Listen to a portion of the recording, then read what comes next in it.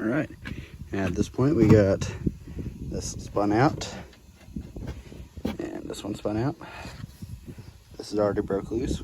Just hit this with a hammer. Got that one on here. Keeping my ball joint spinning.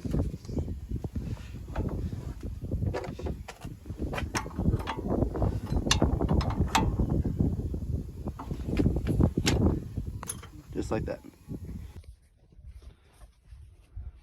All right. For this guy, what I ended up doing was I ended up loosening this nut all the way down to the last couple threads, hitting on this, finally it popped loose. From there, I put a jack underneath the lower control arm, that way it didn't swing down. Removed these nuts and bolts. Then finished removing this one all the way out, let it land on the jack. From there, I put the new upper control arm ball joint in first, lifted it up, and then put these in, put the bolts back together. I really like these guys have a tab right here, so when you tighten these down, you don't have to have a second wrench. Finally snug that up, and yeah. Oh, also something. This right here, that is adjustable and it can slide. So try and get your bolt hole right where you started with to begin with on your old one. But yep, it is all done now. New inner outer tie rods, upper control arms. It's already got lower ball joints, new shocks. It is ready to go to the front end shop and get an alignment.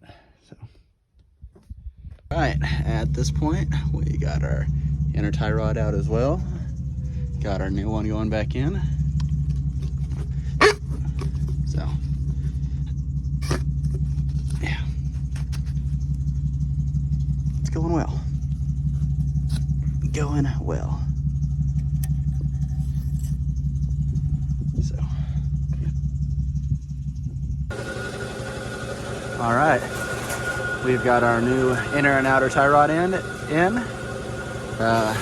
How we ended up removing this is, first thing I did is I undid this nut. I didn't take it all the way off. Still left it a little bit on the thread. I hit the crap out of this, and finally it busted loose, came up. Then I had to tighten this up. Once I did that, I lifted this out all the way and spun it off. I counted how many times it took to remove it.